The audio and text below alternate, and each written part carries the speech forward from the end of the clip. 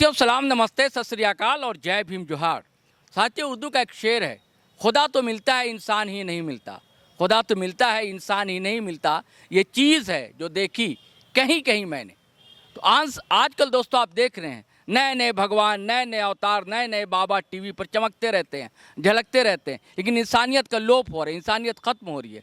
उसी को लेकर यहाँ पर जुटान हुआ है। रांची के एसडीसी में पीयूसीएल का अधिवेशन है और आपको जानकर खुशी होगी कि 25वां साल है झारखंड पीयूसीएल का।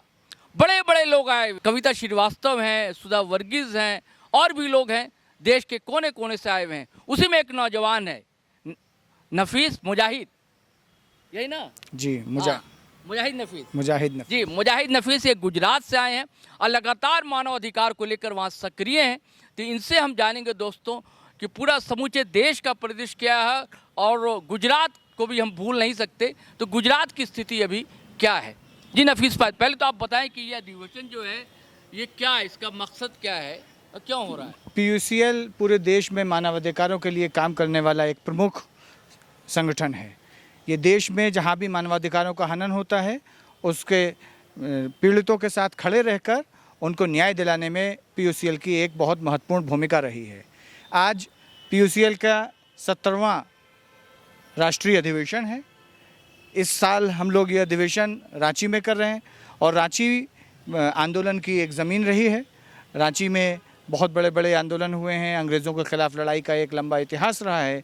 तो ये हम लोगों के लिए बड़ी गौरव की बात है कि हम इस ऐतिहासिक धरती पर पीयूसीएल का 17वां राष्ट्रीय अधिवेशन कर रहे हैं। दूसरी चीज़, आज पीयूसीएल झारखंड की स्थापना के भी 25 साल हो रहे हैं।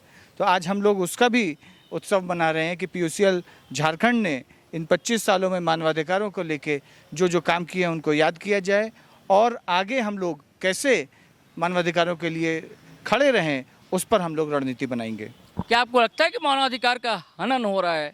पूरे देश में बड़े पैमाने पर मानवाधिकारों का हनन हो रहा है। ये आप ये आरोप लगा रहे हैं? आरोप नहीं, ये कागज़ पर है। आदिवासियों की ज़मीन लूटी जा रही है, पूरे देश में लूटी जा रही है। पेसा कानून बना था, पेसा के तहत कहीं भी आदिवासियों को ज़मीन नहीं दी जाए। फॉरेस्ट राइट एक्ट को राज्यों ने, देश के तमाम राज्यों ने अपने नियम बनाकर फॉरेस्ट राइट एक्ट को कमज़ोर करने की कोशिश की। भू अधिग्रहण के नाम पर जिस तरह से कॉरपोरेट घरानों को ज़मीन दी जा रही है, ये स्पष्ट उदाहरण है कि किस तरह से गरीबों के अधिकारों की अनदेखी की जा रही है। कुछ उदाहरण बताएं आप। मैं गुजरात का उदाहरण बता सकता हूं कि पेसा कानून के तहत जो आदिवासियों को ज़मीन मिलनी थी, लेकिन पेसा कानून आज तक वहां लागू नहीं हुआ। फॉरेस्ट एक्ट को कमज़ोर करने के लिए नियम बनाकर बिना ग्राम सभा की मंजूरी के एसडीएम कंपनियों को ज़मीन दे सकता है और भू अधिग्रहण के नाम पर बड़े बड़े कॉरपोरेट्स को गुजरात में बड़े पैमाने पर समुद्र के किनारे ज़मीन दी गई है और ऐसे इलाके जो संरक्षित इलाके हैं उन इलाकों को भी कॉरपोरेट घरानों को दिया जा रहा है। ये स्पष्ट उदाहरण है कि आदिवासियों के प्रति और गरीबों के प्रति सरकारें बिल्कुल अपने मूल भावना से विमुख हो रही हैं। ये बस्तर है, हसदेव है, क्या मामला? आपने अच्छा है कि मैंने गुजरात का उदाहरण दिया। छत्तीसगढ़ में आप देखें तो हसदेव बचाओ आंदोलन कितना प्रमुख आंदोलन है, जहां पर अडानी को ज़मीनें दी जा रही हैं। बस्तर में आदिवासी अपनी ज़मीन बचाने के लिए लड़ रहे हैं। झारखंड के तमाम ज़िलों में इस तरह की लड़ाई, बिहार में लड़ाई लड़ रहे हैं। उत्तर प्रदेश में फॉरेस्ट राइट एक्ट को लागू करने के लिए चित्रकूट और सोनभद्र और लखीमपुर खीरी वगैरह में बड़ा आंदोलन चल रहा है। उत्तराखंड में राजाजी नेशनल पार्क की ज़मीनों से वहाँ के वनवासियों को, जो वहाँ पर वन गुज्जर निवास करते हैं, उनको खदेड़ने की जो साजिश है, ये साजिशें बताती हैं कि सरकारें जनता के साथ नहीं, कारपोरेट के साथ हैं। इस अधिवेशन का मुख्य उद्देश्य क्या है? कुछ मुख्य बिंदु या आगे क्या रणनीति होगी? अधिवेशन हम 2 साल में एक बार करते हैं और इस अधिवेशन में हम लोग पिछले 2 साल में क्या क्या किया, देश के सामने क्या चुनौतियां हैं, किन बिंदुओं पर हमको ज़्यादा फोकस करना चाहिए, किन बिंदुओं पर हम आने वाले 2 सालों में काम करेंगे, इस सब की चर्चा होती है। इस बार भी हम लोग अपने पीछे के 2 साल और आगे के आने वाले सालों में हम लोग क्या रणनीति के तहत राष्ट्रीय स्तर पर काम करेंगे, उसकी चर्चा अधिवेशन में होगी। ये तो गोल मटोल बातें आप कर रहे हैं, एक टारगेट कि ये करना है, ये चर्चा में आएगा। जिस तरह से पुलिस का उत्पीड़न है, डिमोलिशंस बड़े पैमाने पर पूरे देश में हो रहे हैं, बुलडोज़र कल्चर है, दूसरे कानून लाकर जैसे बिहार में एसआईआर लाया जा रहा है, एसआईआर के खिलाफ पीयूसीएल ने सुप्रीम कोर्ट में पिटीशन फाइल की है, वक्फ कानून लाया जा रहा है। इन तमाम सारे कानून, पुलिस की ज़्यादती के खिलाफ, इन सारी चीज़ों पर हम लोग फोकस्ड काम कर रहे हैं और इसको और गहन तरीके से कैसे करें, इस पर हम लोग रणनीति बना। एसआईआर तो समूचे देश में होना चाहिए। अभी बिहार में है, पूरे देश के लिए एक खतरा है, इसीलिए चुनाव आयोग ने तो कहा है कि अभी बंगाल और असम उसके बाद पूरे देश में। इसीलिए उस पर हम लोग बात करेंगे। हमने पिटीशन भी फाइल की है, पीयूसीएल नेशनल ने इसको लेकर पिटीशन फाइल की है, आने वाली उसमें तारीख है, और उसके लेकर बिहार पीयूसीएल ने 24 तारीख को एक बड़े रैली का भी आयोजन पटना में किया। मैं नफीस भाई चाहता हूँ कि आप गुजरात में सक्रिय हैं, एक्टिव हैं, लगातार आप एक्टिव रहते हैं और बुनियादी सवाल उठाते रहते हैं, तो वहाँ मानवाधिकार की क्या स्थिति है? गुजरात मानवाधिकारों के हनन के लिए एक पूरा मॉडल राज्य बन चुका है। अभी आपको याद होगा कि अहमदाबाद में एक बहुत बड़ा डिमोलिशन हुआ। अहमदाबाद शहर में चंडोला तालाब एक इलाका, जहाँ पर तकरीबन 12,000 रेजिडेंशियल यूनिट्स और 600 के आसपास कॉमर्शियल, इतनी रात में भी वहाँ उस इलाके में थे। हम लोगों ने लगातार उस पर काम किया है। और ये घटना को समझना बहुत ज़रूरी है कि किस तरह से मुसलमानों को निशाना बनाया जा रहा है। पहलगाम में एक घटना होती है, पहलगाम की घटना में पहली बार ऐसा हुआ कि उसमें सिक्योरिटी लैप्स का इशू मीडिया में प्रमुखता से उठाया, और वहाँ के जो विक्टिम थे उन्होंने बताया कि सिक्योरिटी ना होने की वजह से ये घटना घटी। तो सरकार को कुछ मिल नहीं रहा था, और उसने अहमदाबाद का एक चंडोला इलाका है जहाँ पर गरीब मजदूर लोग रहते हैं, पूरे देश से आकर वहाँ पर लोग रहते हैं, बंगाल से, बिहार से, झारखंड से, उड़ीसा से, उत्तर प्रदेश, राजस्थान, सारे जगहों से लोग आकर रहते हैं मजदूरी करने के लिए।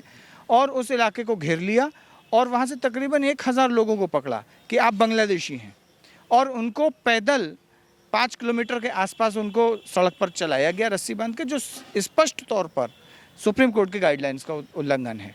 और ये कौन लोग थे? ये सभी मुसलमान थे, इसमें औरतें थीं, बच्चे थे। इन लोगों को भी सोते हुए पकड़ा गया और उनको सड़क पर चलाया गया। जब सारे संगठनों ने कोशिश की कि ये तो देश के रहने वाले हैं, आप कैसे पकड़ लाए, तो उन लोगों को अपने देश के होने का अपना सबूत प्रस्तुत करना पड़ा। लोगों ने अपने गांव से ज़मीनों के कागज़ बाप दादा के मंगाए, ग्राम पंचायत से बिहार से लोगों ने मंगाए, बंगाल से लोगों ने मंगाए, और बंगाल वालों को तो ख़ास निशाना बनाया गया कि अगर कोई बंगाली बोलता है या बंगला भाषी है तो उसको तो बांग्लादेशी कह के टारगेट किया गया। और जब इसमें से भी 850 से ज़्यादा लोगों को पुलिस को छोड़ना पड़ा, तो उन्होंने फिर से ये उनका एक ब्लंडर हुआ, और इस ब्लंडर के बाद उन्होंने 29 तारीख को उस इलाके को घेर लिया और 4,000 के आसपास घरों को तोड़ दिया, और दूसरे राउंड में उन्होंने 8,500 घर के आसपास तोड़ा। कुल 12,000 के घर तोड़ दिए। कौन लोग थे? ये गरीब थे, इसी देश के रहने वाले थे। इनका ये एक जुर्म था कि इनमें बड़ी 95% आबादी जो थी वो मुसलमानों की थी, और मुसलमान होने के आधार पर निशाना बनाया गया। और ऐसे ही दूसरे इलाकों में भी मुसलमानों के घरों पर बुलडोज़र चलाया गया। बेट द्वारका में चलाया गया। बेट द्वारका बिल्कुल समंदर के किनारे की जगह है। द्वारका ज़िले में दूसरे इलाकों में बुलडोज़र चलाया गया।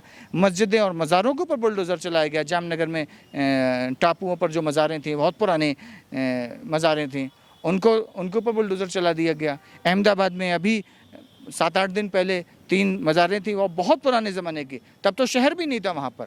आज आप उसको शहर को बड़ा करने के नाम पर, सड़क को चौड़ा करने के नाम पर आप 500 साल 600 साल पुरानी दरगाह को तोड़ दें। तो ये स्पष्ट बताता है, दरगाहों को तोड़ना, घरों को तोड़ना, मुसलमानों को निशाना बनाना, पुलिस द्वारा 1,000 लोगों को बांध के ले जाना, ये स्पष्ट तौर पर मानवाधिकारों का उल्लंघन। यानी कि आपका कहना है कि मानवाधिकार का उल्लंघन जो गुजरात में हो रहा है, सिर्फ मुस्लिम के साथ तो ऐसा हो रहा है कि आदिवासी हैं, दलित हैं और भी दूसरे तबके हैं, दूसरे लोगों के साथ भी ये चूँकि ये हाल की घटनाएं थी, इसलिए मैं बताएं, आदिवासियों के साथ हो रहा है। आदिवासी बहुल जो ज़िले हैं वहाँ पर उनके साथ मारपीट होना, उनको पकड़कर पुलिस शराब के इल्ज़ाम में जेल में डालना, और जिसको पकड़ना 100 शांति भंग जैसे धारा में पकड़ना और उसको सरेआम मारना, बांध कर घुमाना, किसी आरोपी को पकड़ना, आरोपी को पकड़कर उसका जुलूस निकालना, हमारे यहाँ सरघस कहते हैं गुजराती में, सरघस निकालना। सुप्रीम कोर्ट ने साफ मना किया है कि किसी का भी जुलूस नहीं निकाला जाएगा। ये काम बड़े पैमाने पर पूरे गुजरात में हुए हैं। एक बहुत मशहूर केस जो बहुत उछला, अमरेली ज़िले में एक लड़की पायल गोटी जिसमें बीजेपी एमएलए ने आदमी ने एफआईआर कराई, उस लड़की का भी उन्होंने जुलूस निकाला बाज़ार में, जो बिल्कुल स्पष्ट दिखाता है। और उसमें हम लोगों ने पहल की, हाई कोर्ट में केस पेंडिंग है, और उसमें दूसरी जगहों पर भी पुलिस एट्रोसिटीज़ के मामले, दाहोद ज़िले में देवगढ़ बारिया में एक आदमी को पकड़ा और उसको पुलिस ने मारा और पूरे बाज़ार में जुलूस निकाला। तो ये स्पष्ट तौर पर पुलिस द्वारा मानवाधिकारों का उल्लंघन दिखाता है। मानवाधिकार की घटनाएं, मानवाधिकार हनन की घटनाएं इधर ज़्यादा हो रही हैं या पहले भी होती थी? अभी ज़्यादा होने लगी हैं। मुझे लगता है 2014 के बाद इस देश में मानवाधिकार हनन की घटनाएं थोड़ी ज़्यादा हुई हैं, और उसमें भी ख़ास तौर पर मुसलमानों और आदिवासियों को टारगेट करके जो घटनाएं बढ़ी हैं वो बहुत ही चिंताजनक हैं, और इसके खिलाफ आम जनता को उठना चाहिए, क्योंकि आज अगर ये आदिवासी और दलित और मुसलमानों के खिलाफ हैं तो कल ये आप भी इससे छूते नहीं रहेंगे। तो इसलिए पीयूसीएल यही कोशिश करता है कि देश के सभी तबके मानवाधिकारों के प्रति सजग हों और मानवाधिकारों के लिए आवाज़ उठाएं। इसके पीछे कारण क्या देखते हैं नफीस भाई? क्या राजनीतिक प्रेशर मिलता है लोगों को? पूरे तौर पर पुलिस सत्ताधारी दलों का मुखौटा बन चुकी है। सत्ताधारी दलों के कहने पर वो इस तरह के गैर कानूनी काम करते हैं, और पुलिस को खासतौर पर गुजरात में लंबे समय से एक ही पार्टी की सरकार है, पुलिस को इस बात का डर नहीं है कि दूसरी सरकार आएगी तो पब्लिक प्रेशर होगा। इसलिए हम हमेशा कहते हैं कि इस राजनीतिक प्रेशर से मुक्त करने का एक दूसरा रास्ता है कि जनता अपने समूहों में खड़ी हो, ताकि इस राजनीतिक प्रेशर को कम किया जा सके। बिल्कुल सही बात कही नफीस भाई ने कि राजनीतिक प्रेशर है, राजनीतिक दबाव है। यही कारण है कि ऐसे लोग घटना करने के बाद भी गिरफ्तार नहीं होते, इनके ऊपर कोई कार्रवाई नहीं होती। दोस्तों चलिए, अच्छी उम्मीद के साथ हम विदा लेते हैं, लेकिन जाने से पहले आपसे वही आग्रह गुजारिश है कि अगर आपने हमारा चैनल सब्सक्राइब नहीं किया दोस्तों तो ज़रूर कर लें, और सब्सक्राइब के नीचे ज्वाइन बटन दबा लें। अच्छा लगेगा, सहयात्री हो जाएंगे आप, हम सफ़र हो जाएंगे। और वीडियो धड़ाधड़ फटाफट खटाखट शेयर करें, लाइक करें, कमेंट करें। आज्ञा दें, इजाज़त दें। जय हिंद, जय भारत।